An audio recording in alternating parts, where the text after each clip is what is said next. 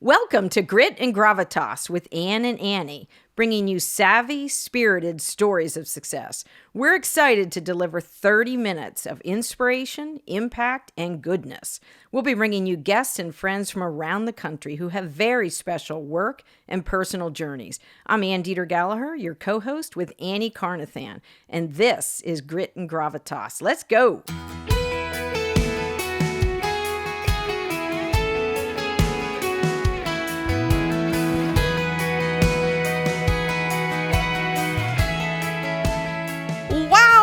A custom intro from the uber talented Ben Gallaher.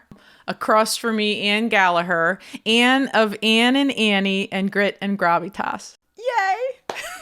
Right? We did it! We're here! This is such a high gear day for us. Oh my God. And we're going to get into why high gear, right? This is our setup show to focus on you. The Anne of Anne and Annie, and you're very uncomfortable with that, which is just delicious. And you're making me uncomfortable, which I know as a leader is a good thing. So I'm going to go down roads that I probably would advise other men and women to go, and I would be behind them, giving them talking points and pointing the way. So thanks for making 2021 a very good and uncomfortable year. Oliver Wendell Holmes, just quickly, and I'm paraphrasing, I don't get quotes precisely right, but he said, once an idea is your head and expanded, it never contracts to the original size. So this started out as an idea. It's an extraordinarily heavy lift for us, but I want to go back to Ben Gallaher, who provided that intro for us. Yes, he did. Which lives nowhere else on the planet except in Grit and Gravitas. Yes. Well, when you said we need an intro, we need outro, I said, I know someone.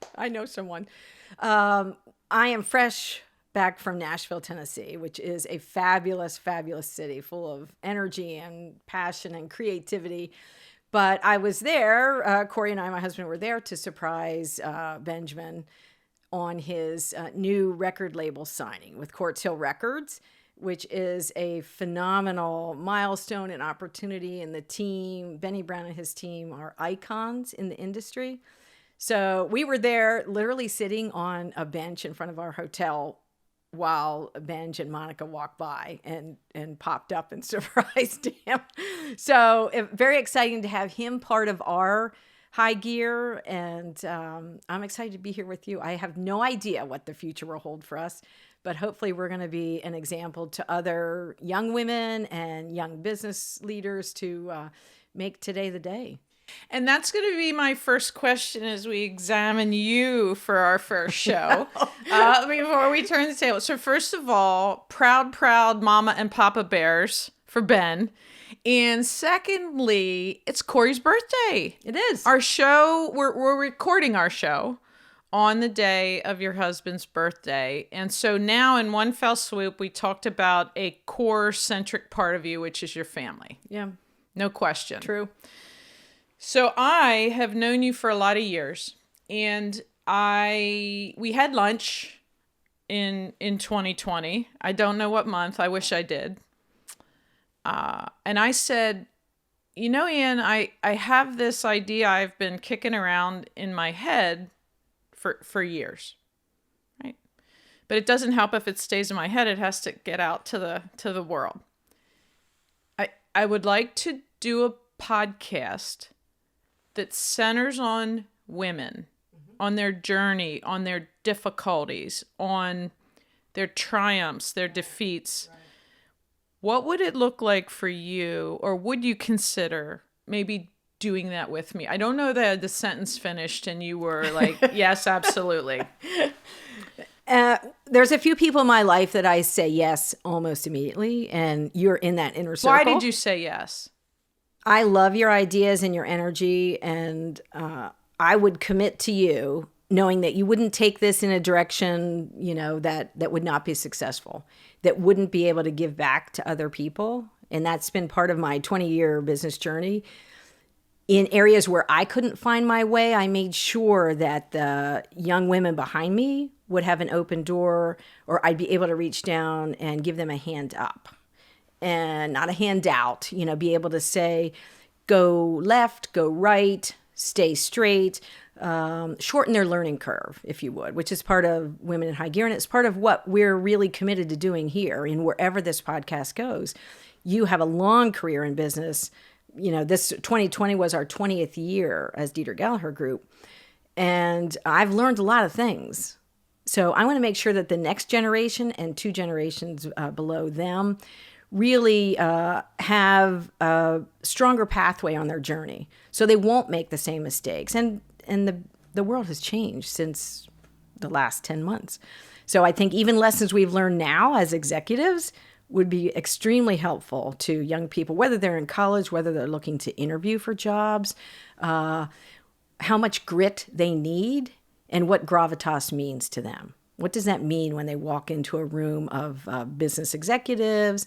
They're trying to make connections. I think we're in the connection economy. And hopefully going forward, we're going to share some of those ideas. How do you connect with people? How do you introduce yourselves and in a virtual world? How do you do that? So I'm committed to going on this journey with you. And I said from the very beginning, this is internet radio. So the good news is anyone can do it. The challenging news is anyone can do it. So it took about 1 million podcasts. Right.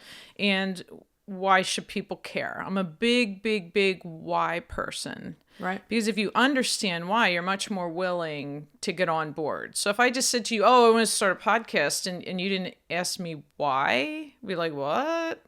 So that trust, right, is foundational. Mm-hmm. And my sense is that you don't have to do this.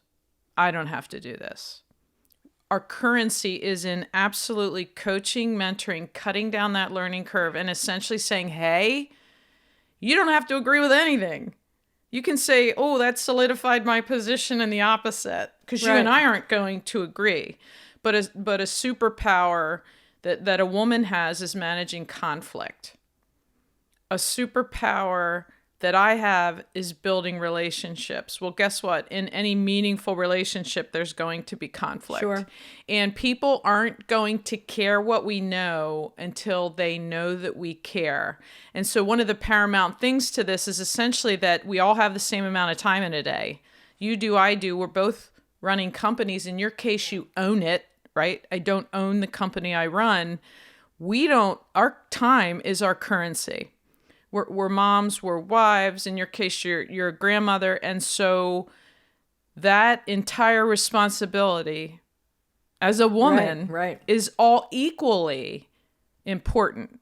So I want to start with saying you're published, right? Yes.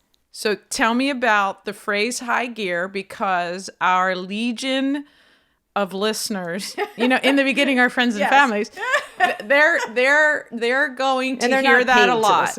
And that is enormously impressive to me, because we all have a book in our head. But how did you...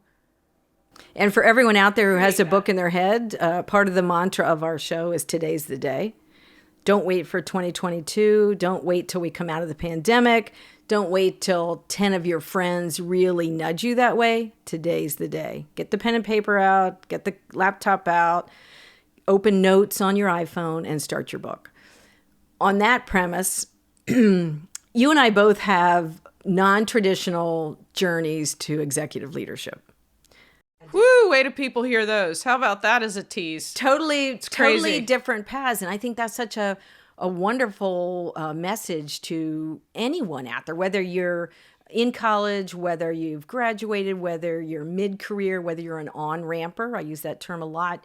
If you have off-ramp to care for children or care for aging parents, you're coming back in. Non-traditional is a great opportunity. You don't have to follow, A, B, and C of you graduate from college or you graduate from high school, you choose a trade, you stay in the job. I mean, the world's a different place, and that's a good thing right now. There are so many opportunities. So back to your question, high gear. I realized I did not have a pathway to my future. When I started my business at age 40, that's another story, very non-traditional. Go to the bank and ask for a loan when you're 40, and you had spent 15 years as a stay-at-home mom raising 3 sons. So I have this idea.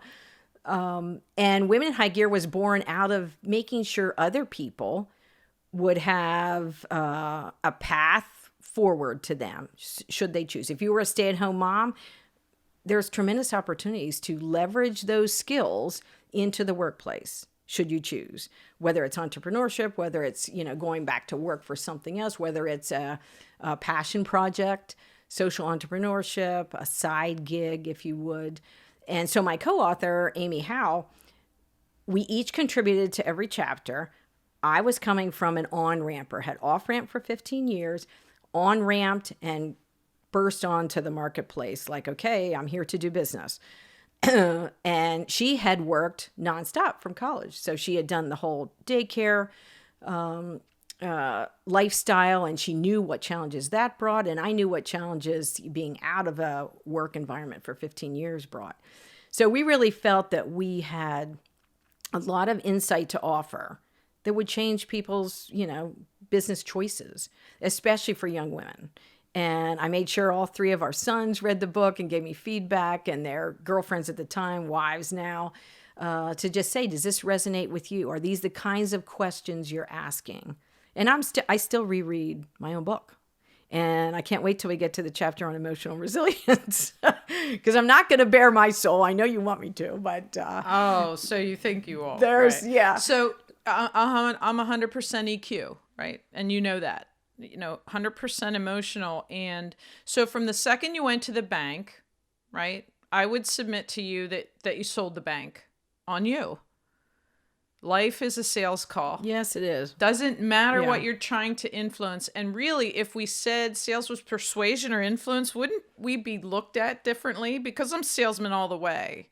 I impact change. Yeah. I embrace change. I found something to do that fits 100% with who I am. It's still what I do, but it's really who I am. And that transparency is fraught with lots of detours and potholes. So my question for you is, how, when you look at someone like me who has, salesman emblazoned on their forehead, and part of that is I never wanted someone to tell me what I'm worth. I want to get up. Point. I want to go point. out. If I want a raise, I don't want to be beholden to someone to give me a raise. Look out, world. And that was just amazing to me, right? So how would you look at what you do on a daily basis to own a business, what you've done in 20 years, what you've accomplished? You're a tour de force. Sometimes at night, you just look for the meteor shooting across the sky, right? Can I tweet that? And oh my gosh, it's Anne Deeter Gallaher. Can you believe it? Can you believe it? I think my family will be very surprised that you've graciously used the term tour de force. Isn't this a perception, right? We talk about perception a lot. And one of the things moving forward in the show is we're going to have people that are really important and close to us call in with their perception, and I almost 100% guarantee you that they will reveal things about you that you never knew they thought. I agree. But how do you look at that sales from someone like me who has to sort of on a daily basis make that happen to get compensated, right, still to this day, versus what you do to sell to keep your company in business? Any small business owner or entrepreneur is a salesperson. And they may not have that on their name tag. They may not even have it on their LinkedIn or even feel that it's one of their traits. But I guarantee you, if you are seeking to be a successful business, you have to be a master of sales.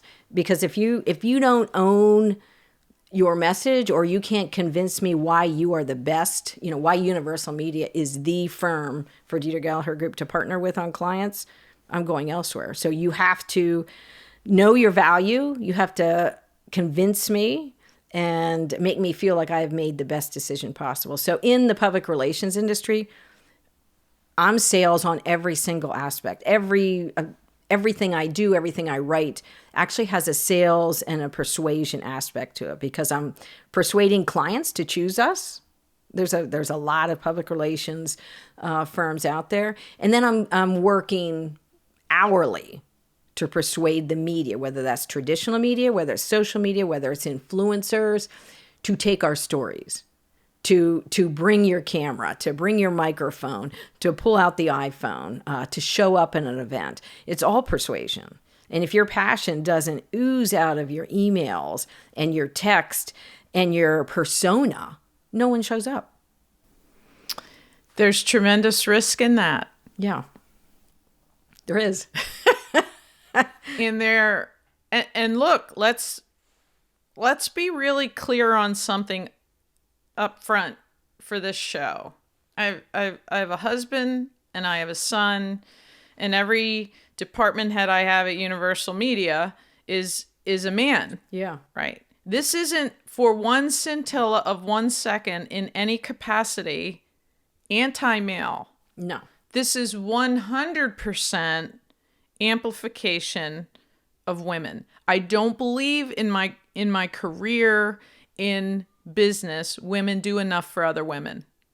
So to your point, weeks ago, we can sit here and talk about how to do that, or you and I in our hemisphere can impact that.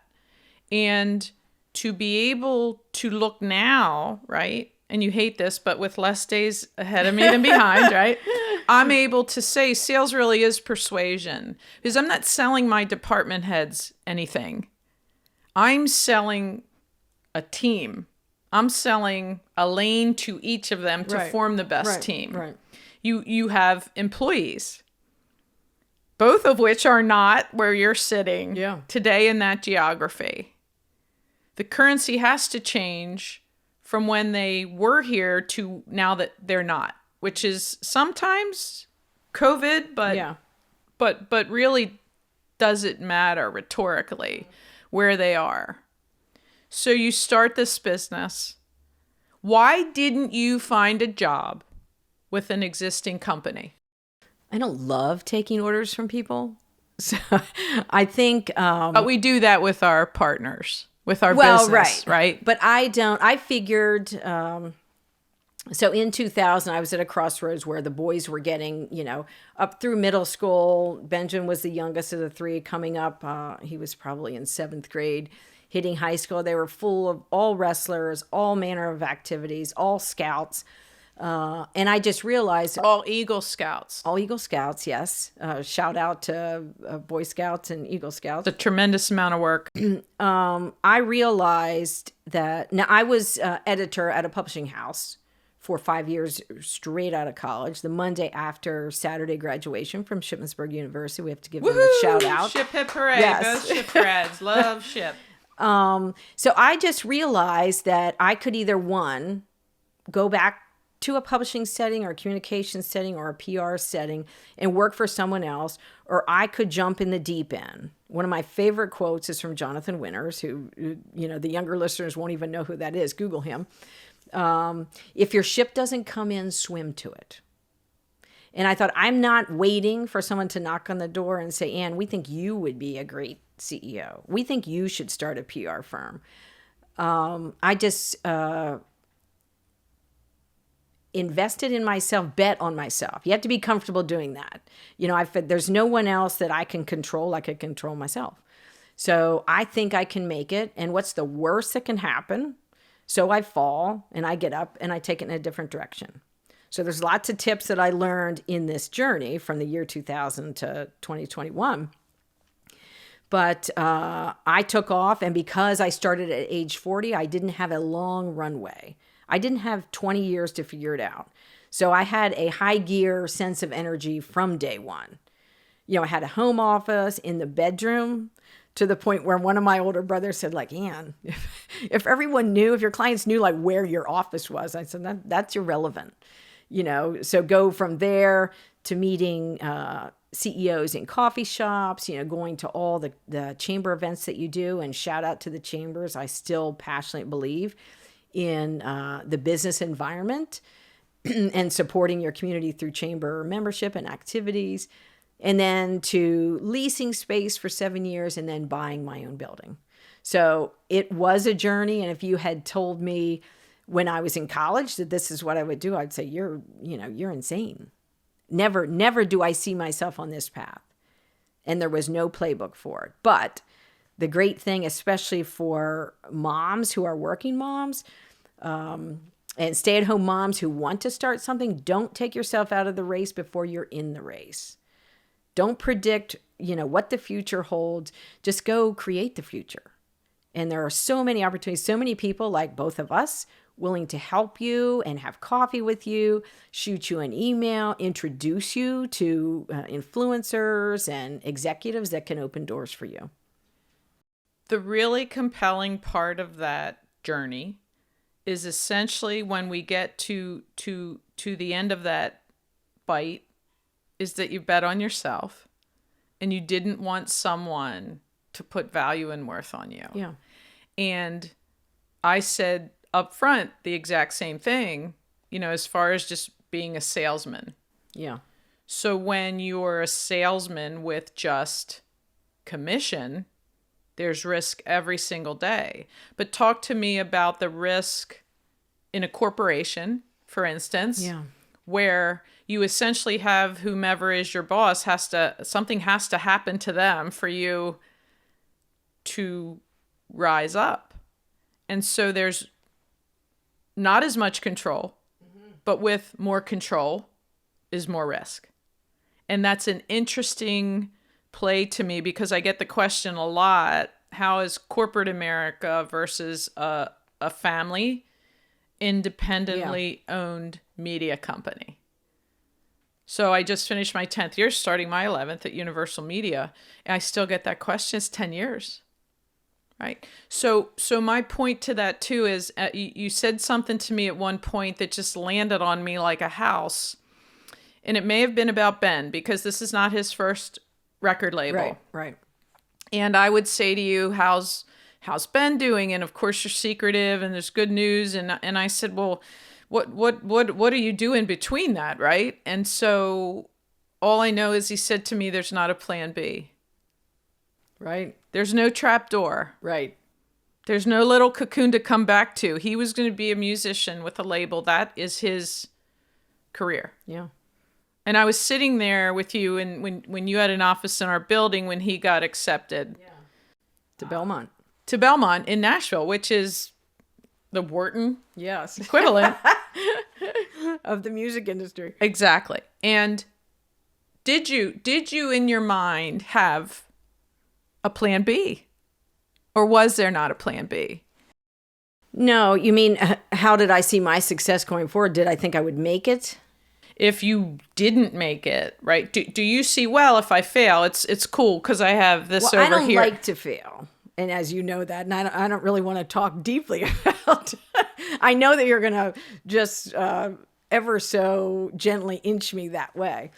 But failure is an option at that point. No, and I've had failures, and we will talk about that. In a 20-year business journey, you've had clients that come and go. Yes. And you have to learn emotional resilience. I think that's more for me as a woman, as just, I surround myself with my brothers and my husband and my sons who they see the world entirely differently than I do. And they're just great. It's great medicine for me. They say like, Mom or Anne, you're really overreacting here. This isn't quite what we see the situation, which is fabulous for me. I need to be brought back into the center. Risk was scary, but I believed from day one that I could have an impact, and that was through stories. And I think one of my gifts is that I can see stories in situations, in businesses, in people, and I can connect those dots into dots that people don't see. And so I can talk to the media, or I can go back to the client and say, this is such a great opportunity. We're going to do this, and we're going to weave person A in with you. And then we're going to bring the media in because this is such a great story that needs to be told. So I believed that I could do it. I didn't have all the answers. Now, this is pre-social media. This is back in the day when we were doing brochures and only press releases. Now, when we show up to a newsroom where we're might be doing live news at the news desk with a client, or a taping on site, a video recording. iPhones are going, and we're putting out Instagram posts simultaneous to the news reel running. So we're making 100 times more pieces of content than we ever did 20 years ago. And that's a great thing. But it's also, you see immediately, is your idea going to fly or did it just sink? But I think the other exhilarating and challenging part of owning the business, there is never a day in 20 years where I woke up and said, phew, today, I made it today. Like, I can breathe a little easier. There's just, I don't care what contract you signed with any entity, it could evaporate today. So there's always that sense of I have to run a little bit faster. I got to jump a little bit higher. I have to do something where I get in a better creative zone to think fresh ideas. Maybe I need to go to Nashville for a week and be around more creative people, read different books or articles that just get you continually fired up to be more creative. When we had our son, I remember saying to people who go, how's it going with your new baby? And I'm like, what? I got run over, right? I don't remember anybody telling me. I had him late. And so that's the other thing that you and I are really, really at different points that way. You have grandbabies. Yep. Our son is 16. He's a junior in high school. Buckle up. And buckle up. People forget that. For me, sure. In terms of what I could attend, time commitments, and we'll get to women having difficulty saying no. But when I think about you, I think of you as a full-blown superhero. But if you had to, I'm hiring you for PR. Well, we wouldn't be sitting here if I didn't, right? I mean, I can't. Thank you. Yes, the admiration, the respect. And so if you had to say one superpower, is it